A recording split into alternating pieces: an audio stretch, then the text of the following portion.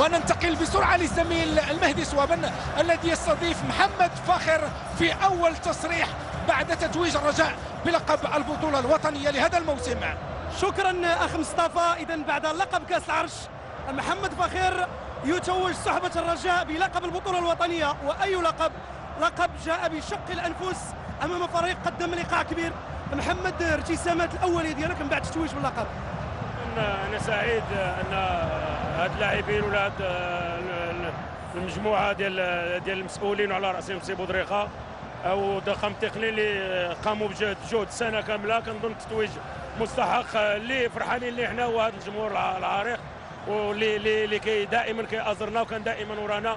فهذا التتويج كنهديو ليه، هو اللي كيستحقوا، كان دائما ورانا. واش في بعض الفترات محمد في هذه المباراة الحاسمة ما حسيتوش بأن المباراة هربت من يديكم، خصوصا أن اللاعبين مع مرور الدقائق ما بينوش واحد ردة الفعل في الشوط الثاني؟ كنظن في الشوط الأول كنا خارجين من المقابلة، ولا سيما أن الفريق الجديدي قدم عرض جيد وكان لاعب بدون ضغوط. فكنظن الضغوطات هما ديال النتيجة وديال اللقب هو اللي خلى اللاعبين انه يكونوا شويه متشنجين. ففي الشوط الثاني كانوا تغييرات اللي غيرت مجرى المقابله، وكان الشوط الثاني لصالحنا، وهنيئا لجميع مكونات الرجاء. اخيرا محمد، كلمه بخصوص الاداء ديال المغرب الفاسي والدفاع الحسني الجديدي امام فريقين كينافسوا على اللقب. كنظن كل واحد كيتبارى على الاهداف اللي مسطره، فاحنا كنا مسطرين جوج اهداف اللي وصلنا لهم الحمد لله، وهنيئا للجمهور الرجاوي.